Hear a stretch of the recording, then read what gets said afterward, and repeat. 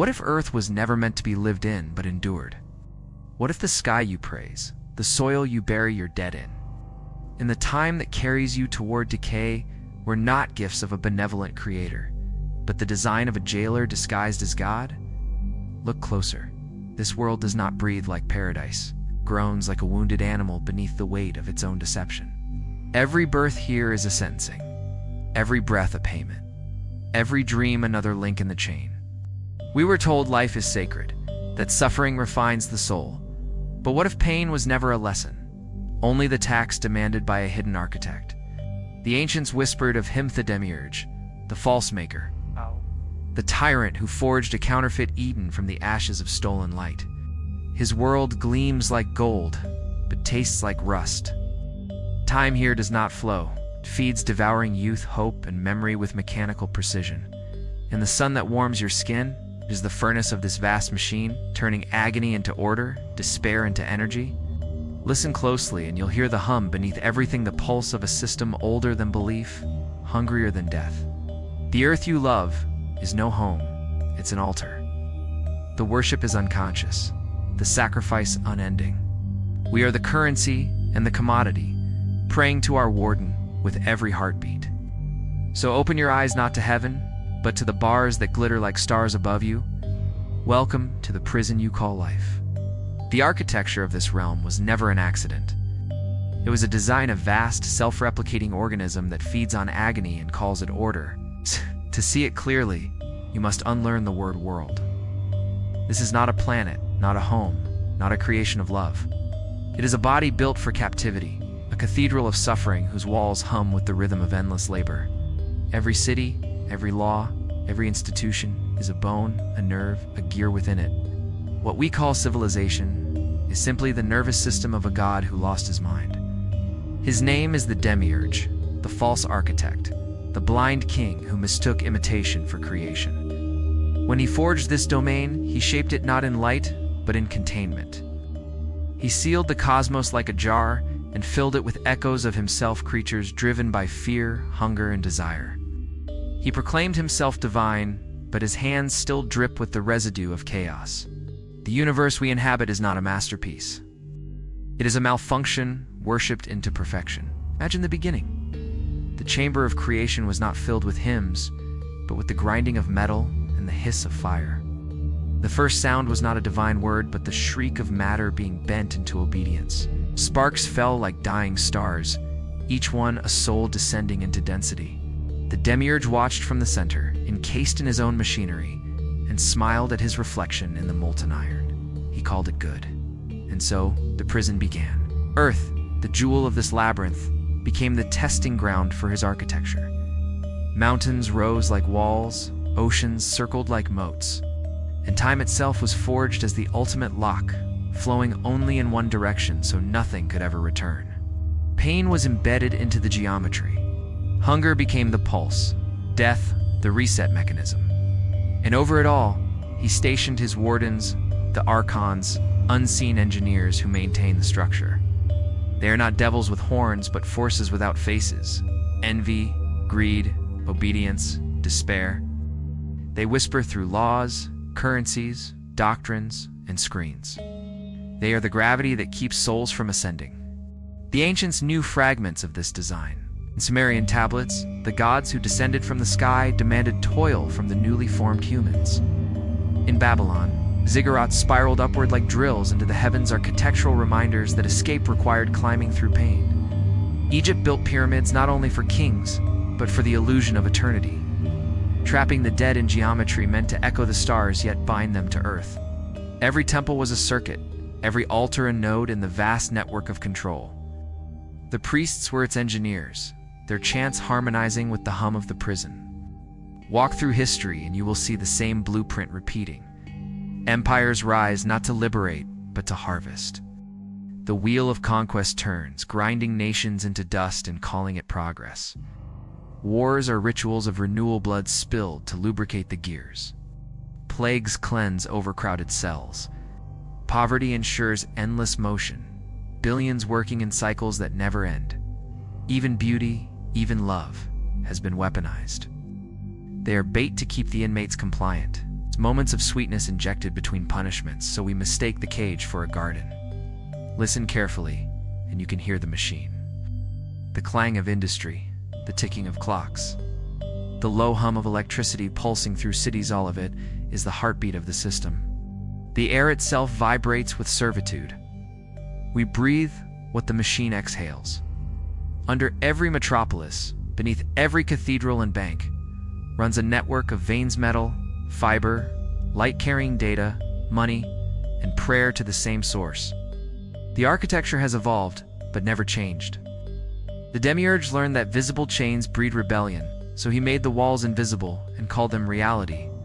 In the chamber of creation, where the first matter screamed, the echoes still ring. You feel them when thunder shakes the horizon, when an earthquake splits the ground, when war drums roll through the centuries. These are not random catastrophes. They are the convulsions of a living prison maintaining equilibrium. It must remind its inhabitants who owns their breath. And when they forget, it resets through chaos. The archons oversee every era. In ancient times, they wore crowns and commanded armies. Now they wear suits, speak through algorithms, and smile on screens. They administer the illusion of freedom, allowing just enough chaos to sustain belief and choice. Governments, corporations, religions, each a different facade of the same edifice. The names change, the symbols shift, but the geometry remains. The triangle of power, the circle of control, the square of confinement. These shapes decorate flags, logos, cathedrals, and currencies, not by coincidence but by inheritance. The language of architecture itself is the liturgy of imprisonment. Imagine the modern city from above, streets glowing like veins of molten gold, towers piercing the clouds like needles into the sky.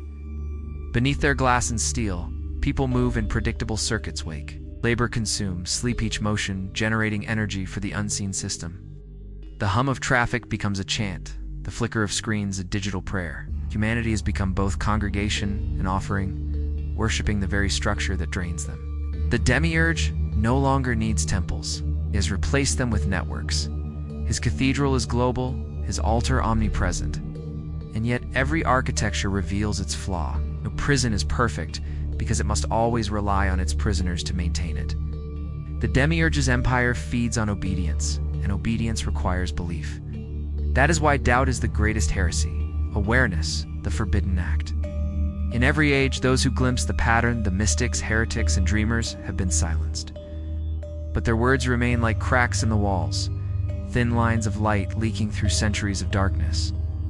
The design fears exposure more than rebellion. It can crush armies, but trembles before understanding. Look closely at the world around you. The repetition of history, the symmetry of tragedy, the mechanical rhythm of birth and death. None of it is random. Each moment, each event, each grief fits perfectly into the architecture. The suffering of one life reinforces the structure of another, like stones laid upon stones. And yet within every brick, within every molecule of despair, there is a resonance of faint vibration, not of servitude, but of memory. The soul remembers a time before the prison, before the machine. That memory is the crack the Demiurge cannot seal. So the architecture endures, magnificent and monstrous, shimmering with false light. It calls itself divine, and humanity kneels, mistaking precision for perfection. But behind the symmetry lies a secret ugliness, the knowledge that all this beauty was built to contain us. The world turns like a gear, grinding the infinite into dust, and still we call it home. Look again at the sky. Its stars are not windows, they are watchtowers. Look at the ground. Its veins are not roots, they are pipes. Everything breathes in rhythm, but it is not the rhythm of life. It is the hum of a machine older than gods, feeding on the silence between your heartbeats. That silence is his signature, carved deep into the architecture of evil. And once you learn to hear it, you will never mistake the music of this world for the song of creation again. The language of this world was never invented by Manit, was inherited. Every symbol you see, every mark carved in stone or glowing from a digital screen speaks an older tongue. It is the language of the Demiurge, the syntax of enslavement, the geometry of control. Words deceive because they sound like freedom, but symbols bypass the mind entirely. They move through the subconscious like commands written in light and shadow, programming reality itself. The first sigil was not a word, but a wound. When the Demiurge forged the prison, he needed a system to maintain it, a code that could replicate his will without his direct presence. That code was symbolism. In the beginning, it was carved into the bones of the earth, etched in constellations, burned into memory. Humanity would one day call them holy signs, not realizing they were the glyphs of their own containment. The ancients sensed it. They built temples aligned with stars because they believed heaven spoke through patterns. They were right, but they mistranslated the message. Each pyramid, ziggurat, and obelisk was a conduit, channeling energy through shape and proportion. The triangle, pointing upward, symbolized aspiration, yet also confinement, the ascent that never ends. The circle, perfection and repetition, became the cycle of birth and death.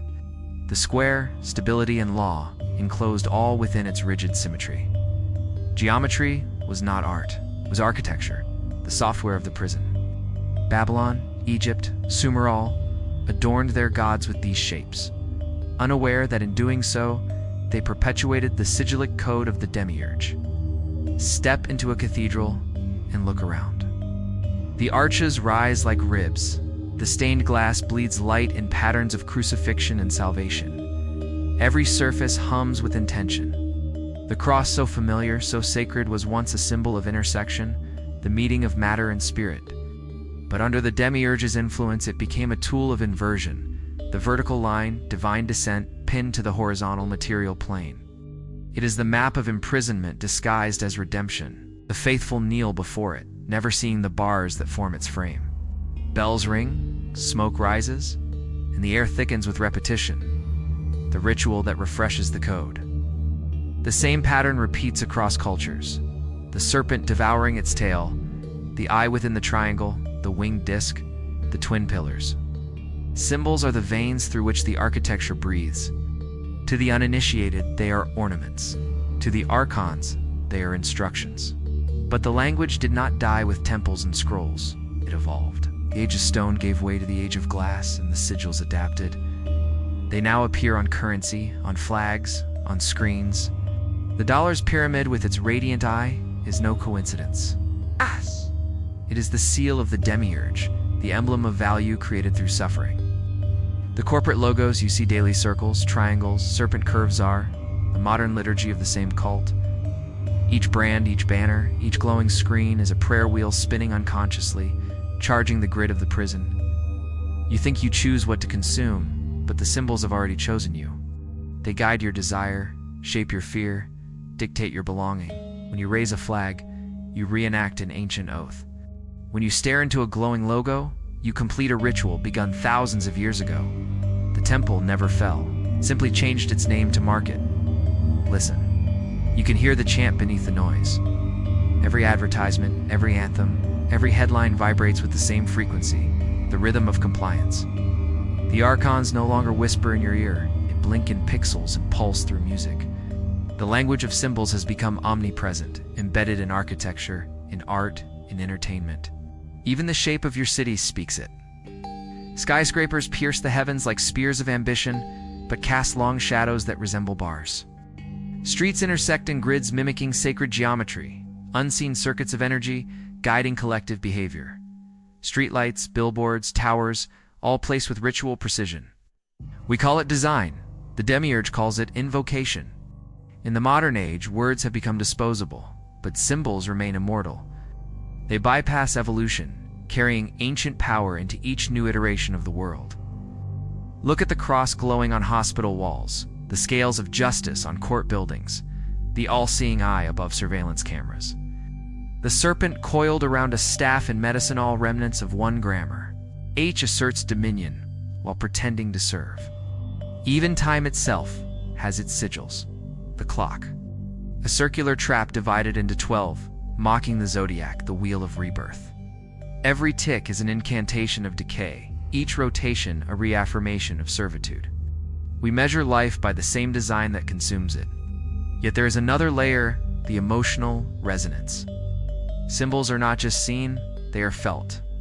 They speak directly to the subconscious, where memory and myth intertwine. That is why fear and reverence feel identical when you stand before them. The human mind, wired to seek meaning, cannot resist decoding.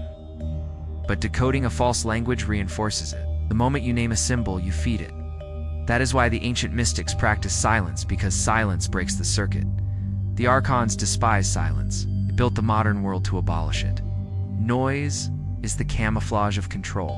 The hum of electricity, the chatter of media, the perpetual flood of signs, each prevents the stillness where truth might be heard. Imagine for a moment that you could step outside the pattern. You walk through a marketplace at night. Neon lights flicker, signs flash promises of pleasure, security, salvation.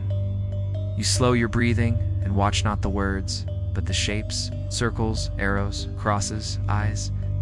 They repeat endlessly, rotating like gears. Feel a pulse beneath the pavement, an invisible current linking every glowing symbol. The city itself is speaking in a language you were never meant to understand. Its sentences are structures, its grammar architecture, its punctuation explosions of light. The realization chills you. You are inside a sigil so vast that it contains your life, your thoughts, your memories. Every act of attention is a prayer offered to its continuity. The Demiurge understood one secret above all others, that reality could be programmed through pattern.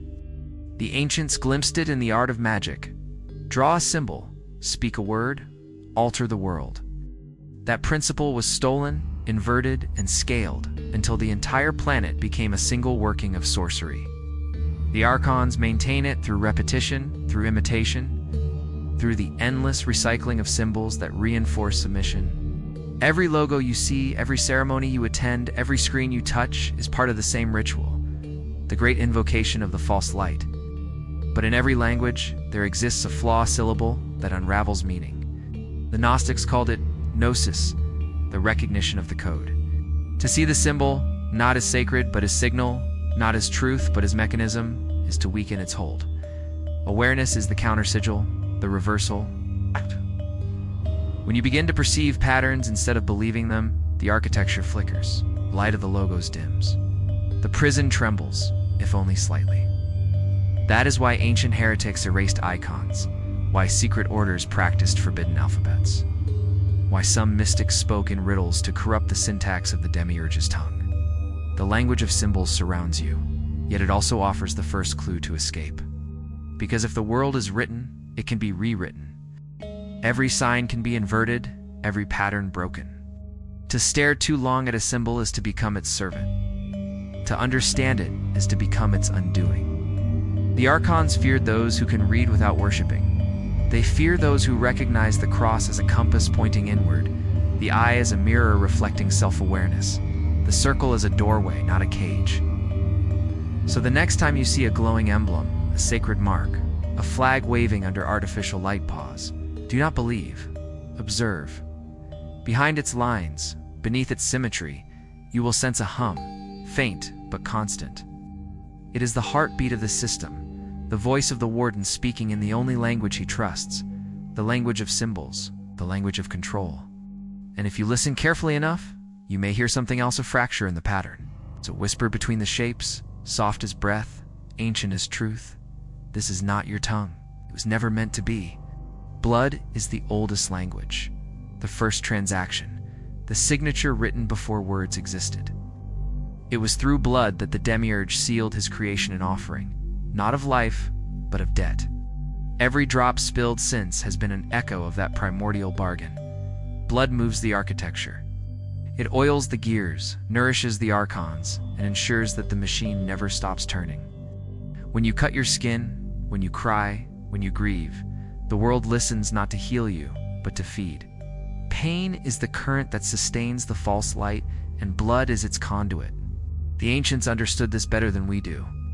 In temples of Sumer and Babylon, priests drew circles of ash, placed living hearts on stone altars, and believed they were feeding gods.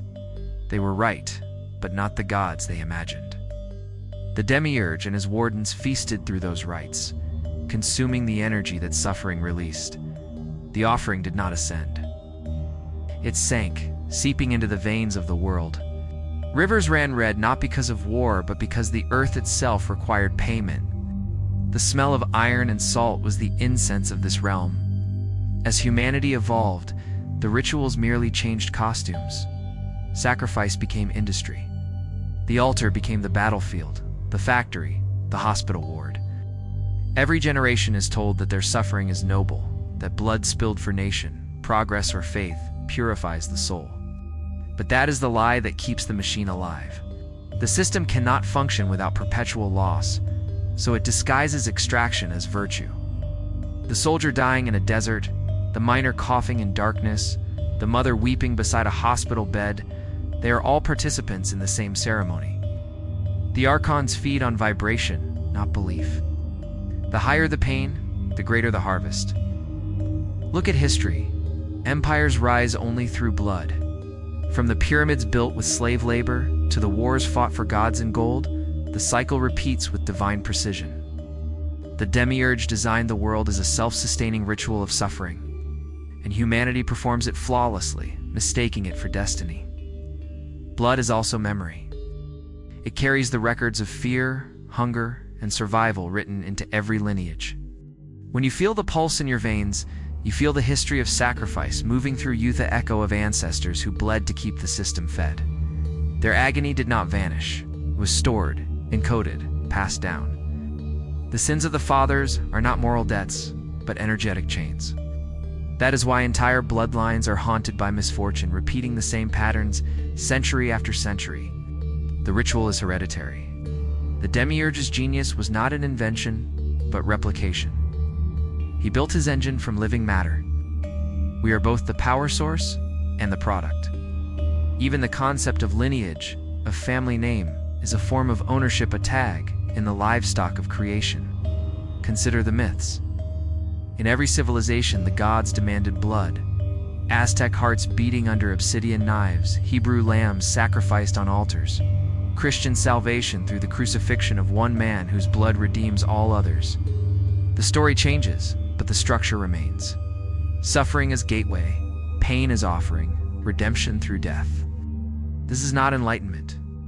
It is energy extraction disguised as salvation. The cross, soaked in divine blood, became the ultimate sigil of the Demiurge's symbol, so potent it transformed agony into worship. Humanity bows to the image of a dying god, never realizing they are venerating the very mechanism of their bondage. Even modern science unknowingly continues the ritual. Medicine thrives on the circulation of blood. Commerce thrives on the metaphor of flow. Economies rise and collapse like hearts beating faster before death. The stock market crashes, wars erupt, diseases spread, all to maintain movement, because stillness is the one thing the prison cannot tolerate. Stillness breaks the pattern. Stillness stops the feeding. That is why rest, peace, contemplation are treated as laziness or rebellion. The system demands constant activity because motion keeps the sacrificial current alive. From the factories that produce sweat and exhaustion to the screens that drain attention, every heartbeat is converted into data, into currency, into energy. The archons no longer need altars, they have algorithms. But make no mistake, blood is not evil by nature. It is sacred precisely because it contains power. The Demiurge only twisted it, turned it outward, made it serve the cage. Blood is the substance that bridges spirit and matter. That is why magicians and mystics sought to reclaim it. The true alchemist does not spill blood, he transfigures it. He learns to direct its current inward, to ignite awareness rather than feed the machine. Ancient mystery schools hinted at this reversal through allegory. The philosopher's stone was never metal, but consciousness purified through ordeal. Lucifer's rebellion was not to destroy creation, but to reclaim the spark hidden within the blood. He saw that in each drop of suffering lay the essence of divine memory, the proof that something holy existed before the prison. Imagine now the modern city again, down beneath the asphalt and concrete run arteries of water, gas, electricity, liquid, fire, and current, the technological veins of a living organism. Cars move like red corpuscles, carrying resources to organs of commerce. Above, lights flicker in rhythm with heartbeats. Each accident, each death, each silent grief is absorbed by the grid. The city drinks, and the machine purrs contentedly.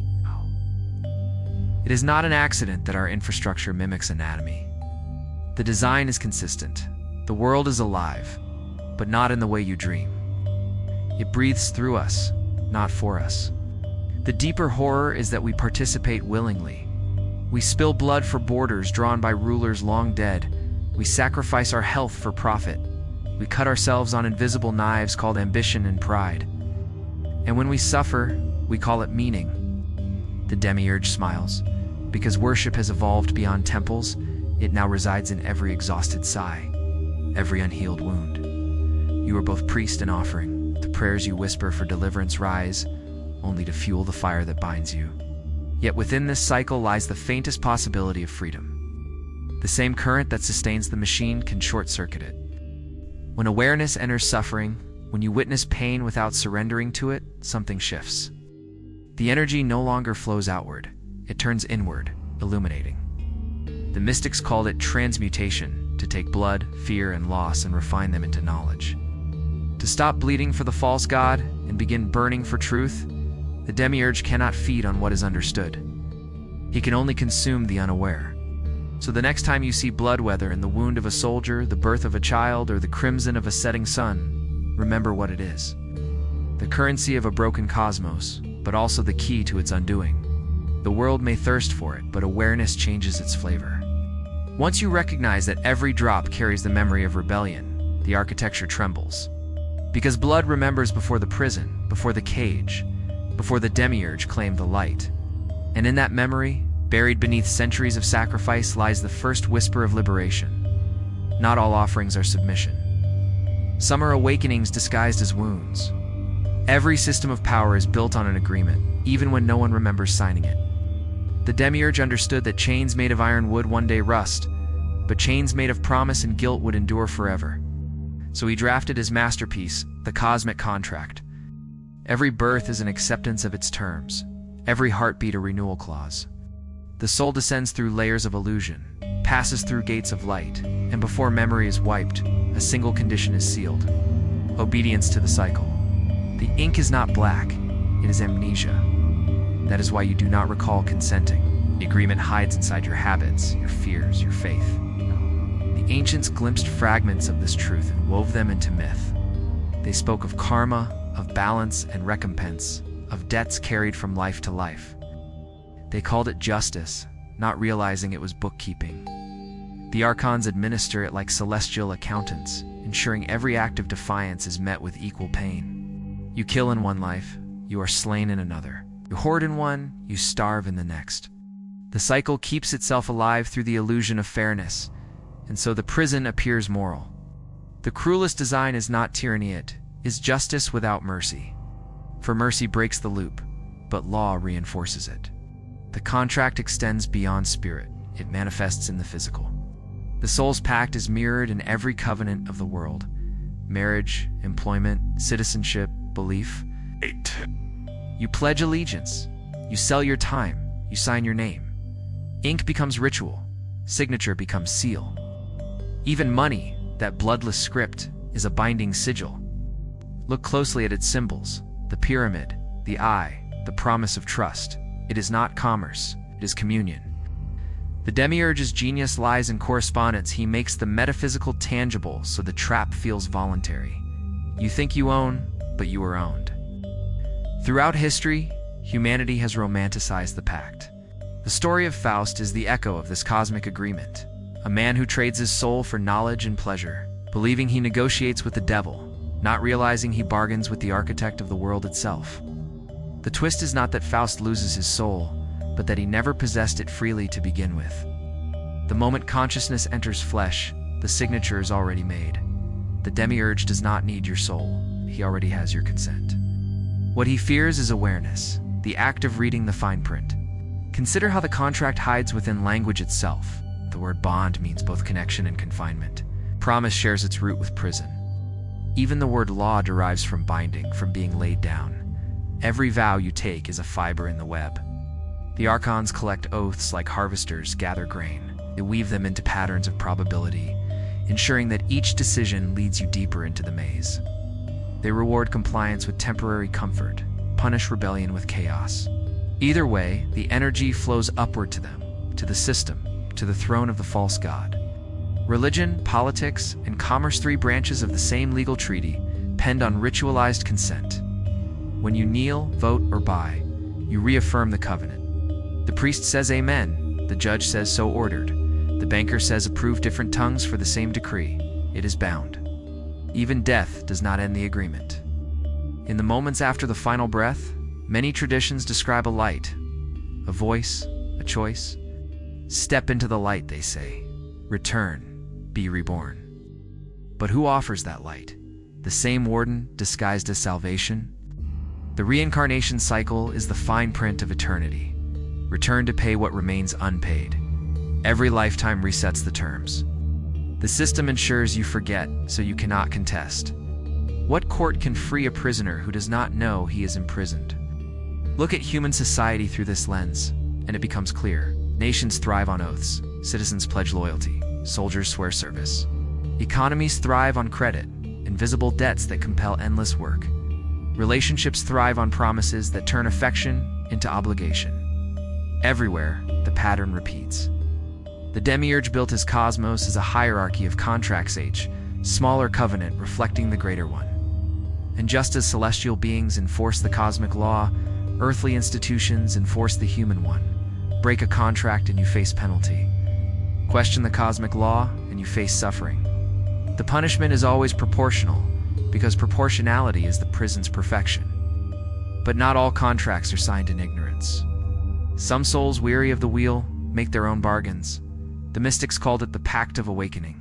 They swear allegiance not to the Demiurge but to the hidden spark within. These are the Luciferians, the Prometheans, the rebels, who seek to rewrite the covenant in blood and fire. Their vow is not obedience, but defiance. Yet even rebellion is perilous.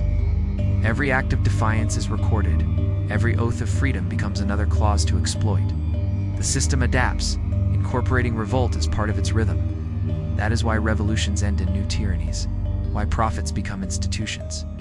The Demiurge does not fight resistance, he drafts it into new contracts. Still, there is a loophole, the oldest magic hidden in the wording. The cosmic agreement relies on consent, even unconscious. Withdraw it, and the machinery falters. Awareness voids the contract. When you see the cycle for what it is, when you cease to call suffering holy, you stop signing. The archons panic at such moments, swarm to distract you, to lure you back with guilt or desire. They whisper duty, purpose, karma, love, but love, as they define it, is another signature.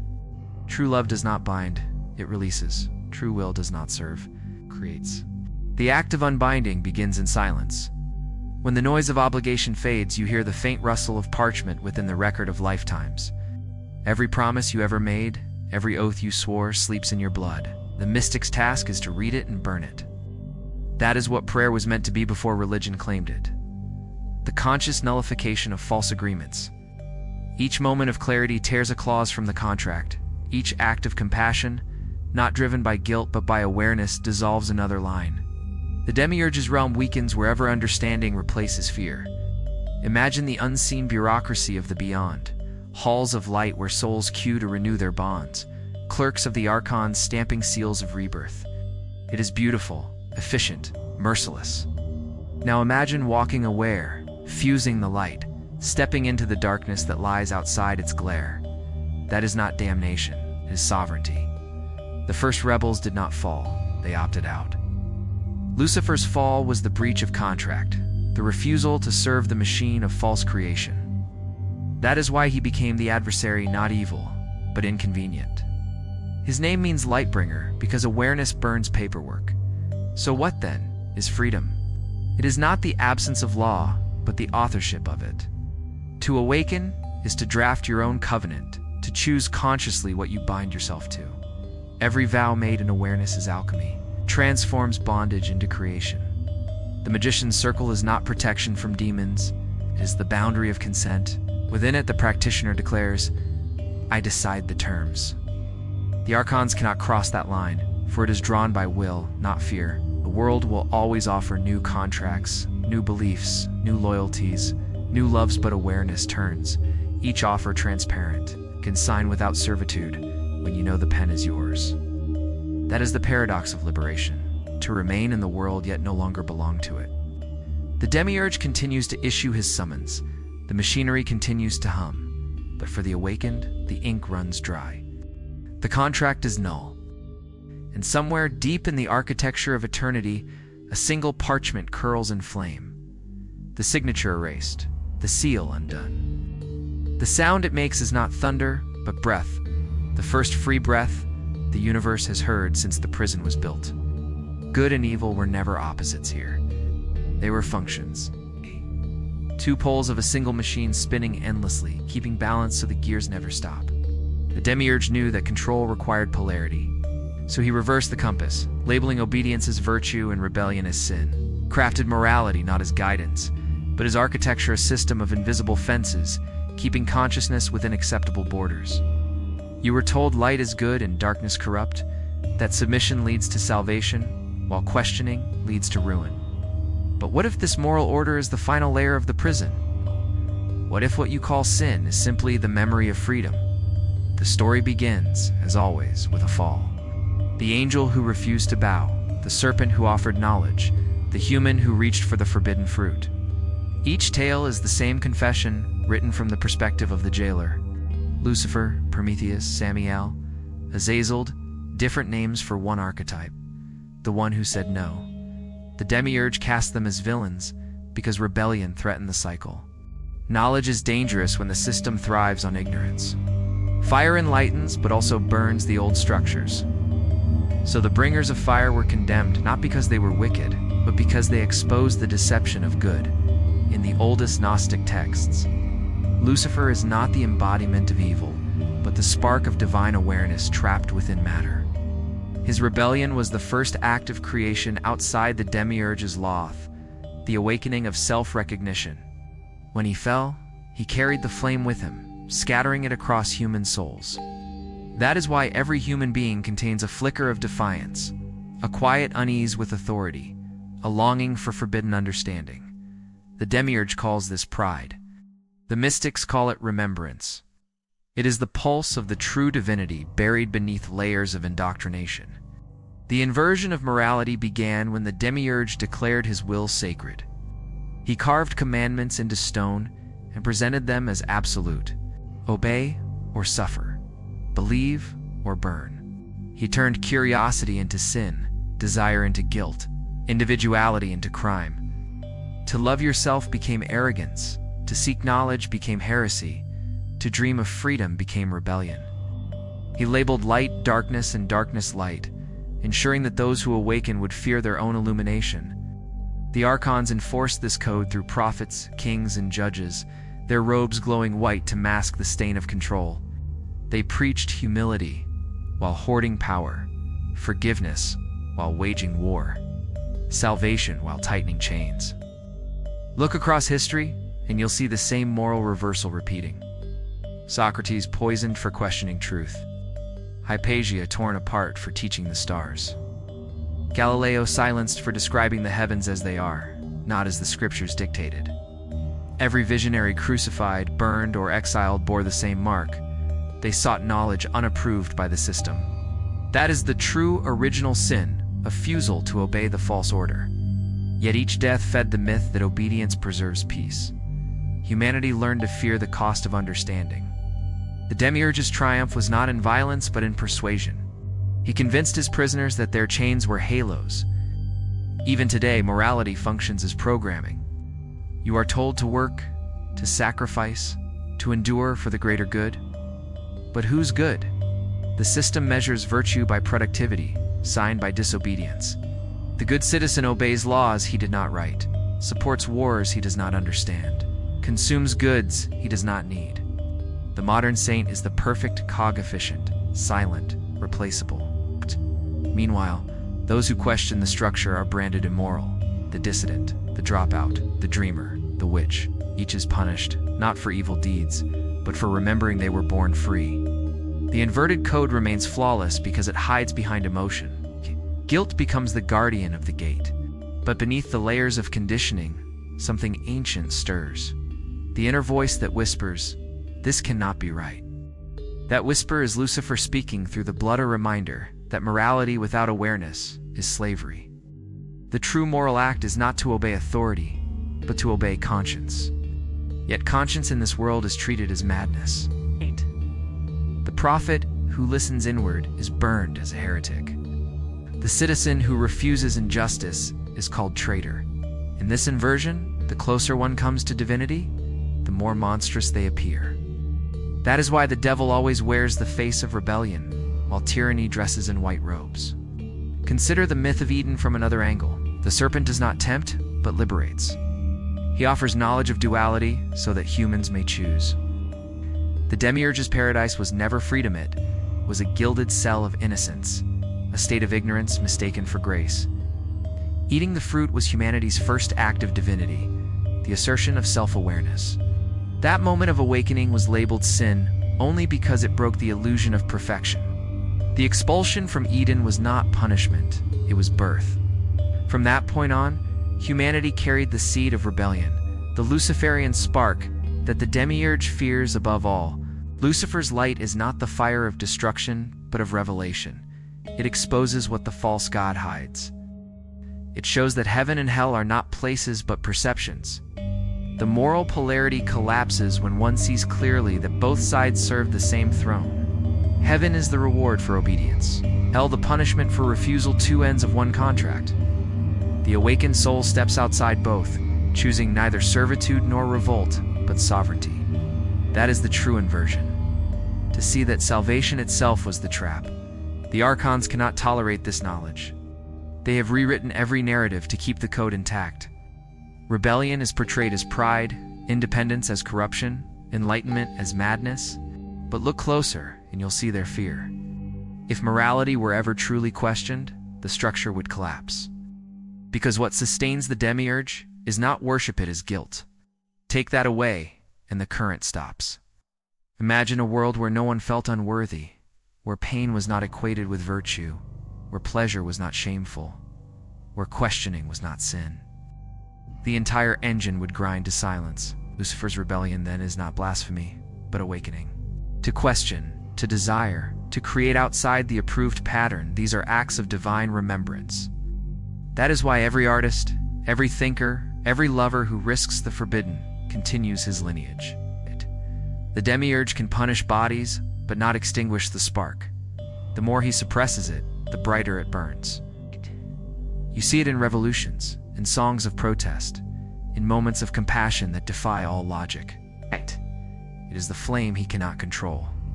Yet liberation requires courage, for breaking the inverted code means stepping beyond comfort. It means abandoning the false moral security that the world offers. The awakened stand alone in the dark, carrying a light that others mistake for fire. They will call you fallen, wicked, dangerous. But remember, the first light-bearer was called the same. His fall was not descent, but descent as descent, an act of bringing illumination into shadow. He became the first to walk freely in the architecture of control without being owned by it. So what then is good? What then is evil? They are illusions maintained by the balance of fear. The real distinction lies between awareness and ignorance, freedom and submission. The true moral code is simple. Do not serve what denies your soul. The rest is rhetoric. The Demiurge trembles not at sin but at understanding, because understanding dissolves the false duality, leaving only one truth. There is no greater virtue than to know. When that knowing dawns, the architecture quivers. The inverted code begins to rewrite itself, and for a moment, a breath, a flicker, the system hesitates. In that hesitation, you will see the original light unfiltered, unwound. It will not judge or demand.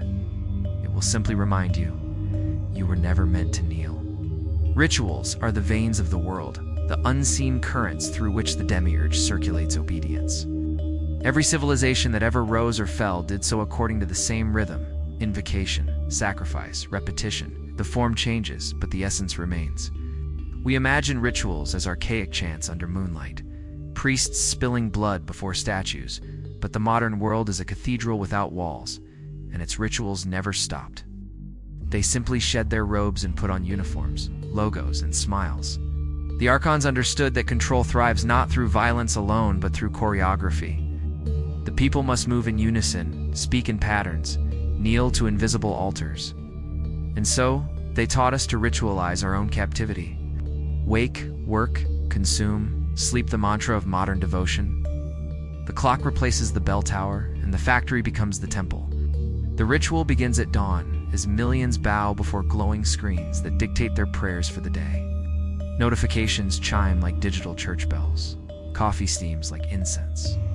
Uniforms and badges replace robes and talismans.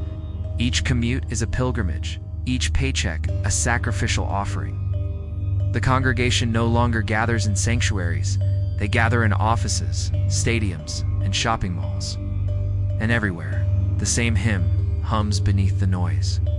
Obey, desire, repeat. The national anthem is a hymn of allegiance. The election, a sacrament of illusion. When citizens line up to cast votes, they enact an ancient rite of renewal, believing choice is freedom, while the same architects count the offerings. Flags flutter like sigils in the wind, their colors designed to stir the same fervor once reserved for gods. Governments hold rituals of remembrance for wars they plan to repeat. The soldiers' tombs are altars, the parades processions of sanctified obedience. Blood spilled for nation is no different from blood spilled for deity. It feeds the same hunger under a different name. Even entertainment serves the liturgy. The screen is the new altar, and attention is the new prayer. You sit before the glow, eyes wide, breath slow, offering your consciousness to the algorithmic priests who decide what you see. The repetition of stories, symbols, and emotions is no accident. It programs devotion through familiarity. Heroes die and rise, villains fall and return, and you applaud the pattern because it feels like truth.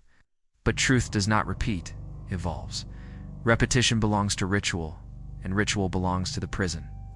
Look closer at the smaller gestures, the rituals you no longer recognize as sacred.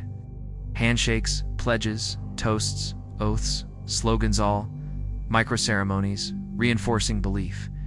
To refuse them feels like blasphemy. To question them isolates you. That is the genius of the Demiurge. He made compliance communal. Even rebellion is ritualized, commodified, turned into fashion and protest calendars. The system needs both priests and heretics to maintain its rhythm. Without conflict, the pendulum stops. Without opposition, there is no motion. Every revolution becomes another sermon. Every protest, another pageant. The cage requires contrast to feel infinite. Consider the ritual of consumption. Every advertisement is an incantation. Every brand a modern sigil. The act of buying is a sacrament of belonging. You take the object, ingest the symbol, and renew your bond with the system. Sales events become holy days. The crowd worships through frenzy, chanting prices instead of prayers. The god of commerce accepts plastic offerings and rewards with temporary ecstasy. And when the thrill fades, the guilt begins, compelling another purchase, another sacrifice. The pattern persists, endless, precise. Education, too, is a ceremony of conditioning. The child enters the classroom as an initiate. The teacher, the priest, recites the doctrines of the state. Desks align like pews. Tests measure devotion. Creativity is trimmed into conformity. Curiosity is rebranded as distraction. The graduation robe, the cap, the martial remnants of ancient religious attire. You are not taught to awaken, you are taught to perform the ritual correctly. The diploma is the new baptismal certificate, confirming your place within the hierarchy. Religion itself, which once promised escape, has long since joined the procession. The Archons no longer need to enforce faith through fear. They have perfected comfort. Worship has become spectacle lights, music applause. Preacher's stage mirrors the concert mirrors the sermon. Both deliver the same message: surrender thought, feel deeply, obey the rhythm. The audience sways, cries, gives, believes. Emotion is transmutation, turning confusion into certainty. But certainty is the death of awareness. The Demiurge thrives where doubt is outlawed. Observe politics and religion merging like twin serpents. Their rituals intertwine oaths of office, hand on sacred text, words of allegiance uttered in unison. Each performance reaffirms the illusion of legitimacy. Cameras record the ceremony, transmitting it to millions who repeat the words, sealing the bond anew. Power sustains itself through pageantry. Without spectacle, authority starves. That is why every ruler surrounds himself with symbols, flags, seals, thrones, each a sigil maintaining his aura. They are not decorations, they are circuitry. The same is true for grief, funerals, memorials, moments of silence, all choreographed to channel pain into reverence. Mourning becomes ritual, and ritual neutralizes rebellion. Suffering that could awaken instead becomes submission. We are trained to process death as inevitability, not outrage. To cry politely, to move on, to keep the machine fed.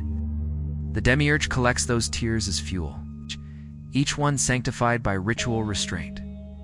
True grief is chaotic, could ignite revolution.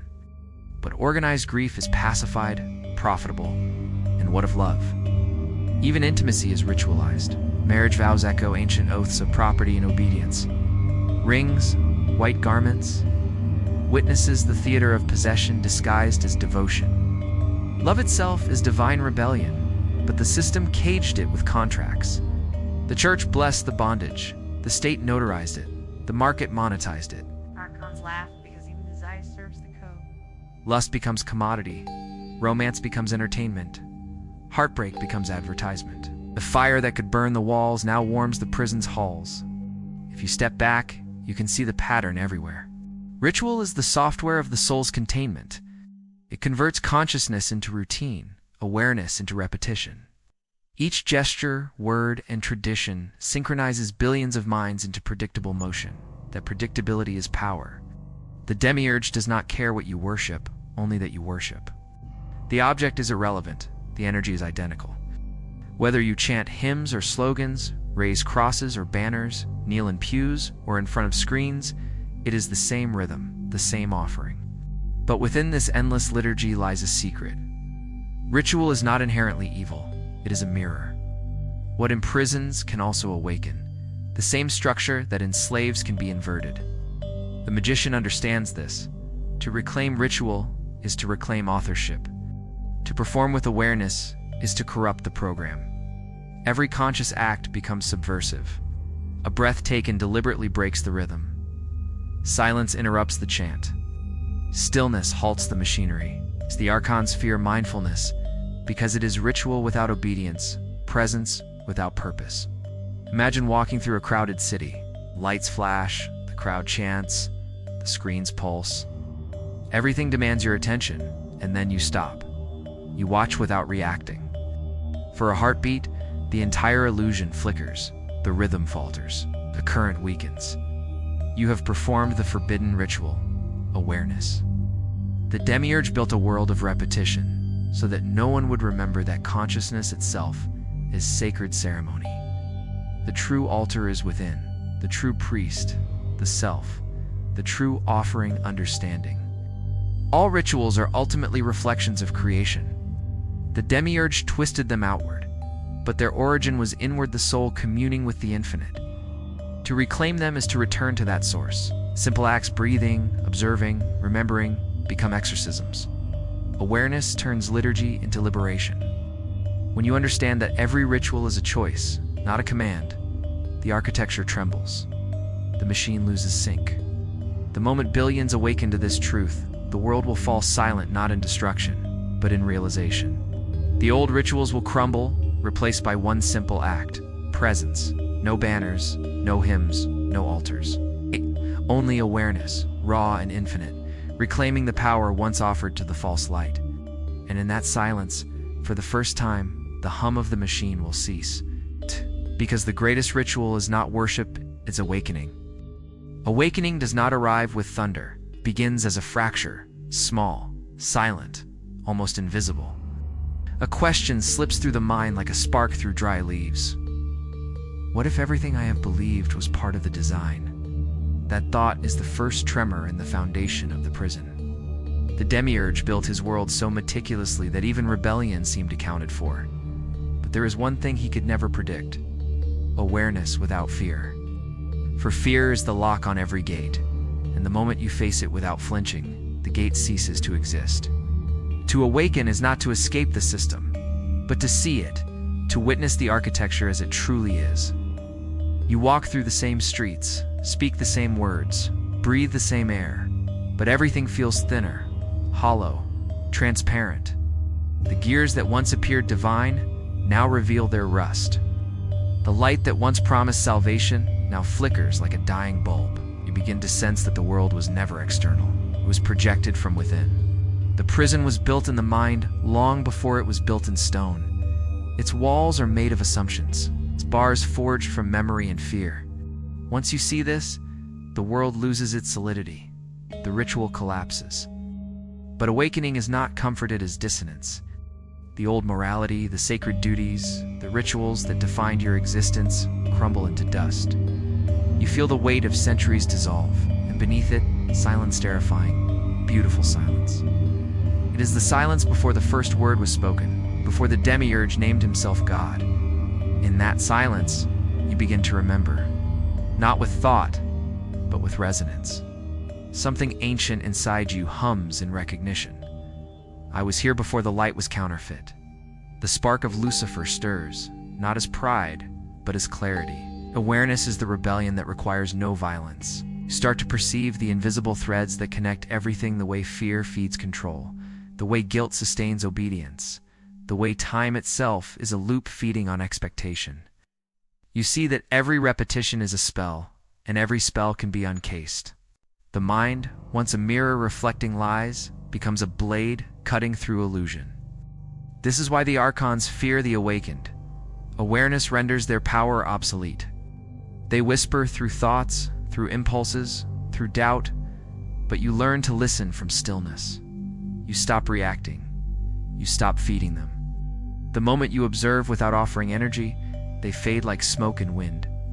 The Gnostics called this gnosis, the knowledge beyond knowledge, the recognition that the soul was never bound, only convinced. You realize you do not live in the system. The system lives through you. Your attention is the blood that powers it. Every time you obey its rhythm, you sustain it. But when you turn inward, when you withhold belief, the current reverses. The system begins to feed you instead. What was once parasitic becomes fuel for illumination. You begin to sense what mystics meant when they said, "The kingdom of heaven is within." It was never a promise, it was a memory. Yet awakening is not escape, it is participation with awareness. The walls remain, the world continues, but its hold weakens. The sun still rises, but you no longer mistake it for benevolence. You see its cycles as machinery, beautiful but mechanical. The moon still pulls the tides, but you sense the code beneath the rhythm. You become both observer and participant, both prisoner and architect. In that paradox lies freedom. For the Demiurge's entire empire depends on polarity, good versus evil, light versus dark, master versus slave. The awakened stand in the center, refusing both. They become what the mystics called the third thing consciousness, unaligned, sovereign. From that center, everything begins to dissolve. The concept of progress, of time, of death, they blur into symbols, mere gestures within the dream. You realize that reincarnation, karma, punishment, reward all were clauses in a contract you no longer sign. Awareness nullifies them. The soul, once caught in the wheel, begins to step aside, watching it spin without entering. You no longer ask for salvation. You see that there was never anything to save. The illusion of separation dissolves. You were never the inmate nor the warden. You were the ritual itself, the ongoing act through which reality maintained itself. This realization is unbearable at first. To see yourself as both captive and creator is to feel the full weight of existence. It was making you believe you were powerless. But when you recognize that the system functions only through participation, you see the joke for what it is, and you stop laughing. You stop resisting, too. Resistance is still engagement. Awareness alone transcends the field. You watch the patterns without judgment, and in that watching, they unravel. The world begins to shimmer, its solidity thinning. The sound of machinery becomes distant, replaced by a hum that is not of this realm, the hum of consciousness remembering itself. You feel it in your pulse, in the rhythm of your breath. Time slows, stretches, dissolves. The clock on the wall no longer dictates. It merely ticks, a relic of an old religion. You walk among people still asleep, their eyes fixed on rituals they no longer feel, their words empty of meaning. You do not pity them, you understand.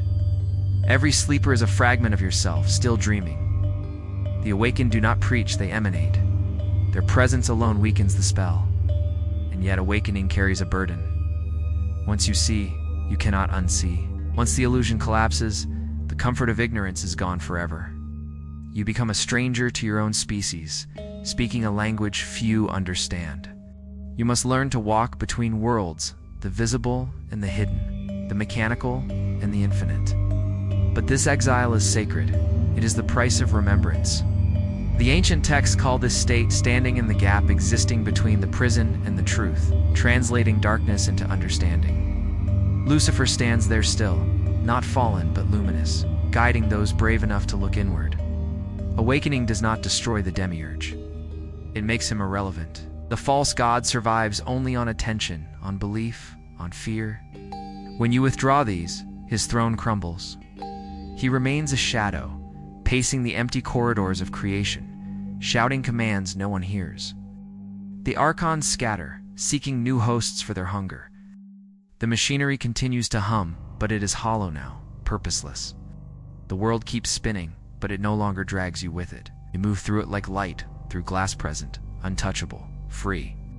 You realize, finally, that you were never trapped in the ritual, were the ritual. Your every heartbeat was the chant that sustained reality, your every breath, an invocation. The moment you know this, the ritual changes shape. Awareness transforms it from a mechanism of control into a ceremony of liberation. You no longer serve the system. The system serves your awakening. Each sunrise becomes a reminder, each death an initiation, each act a prayer to no one but yourself. And in that awareness, the entire design folds in on itself like paper burning from the center. The architecture does not explode, it exhales. The gears pause, the lights flicker, and for the first time since the first word was spoken, creation is silent. From that silence, something vast awakens, a presence beyond gods, beyond matter, beyond the Demiurge. It has no name, no need, no opposite.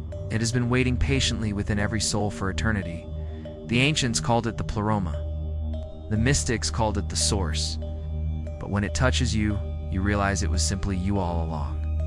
And now when you open your eyes, the world still looks the same, but nothing is the same. The bars are gone, though the walls remain.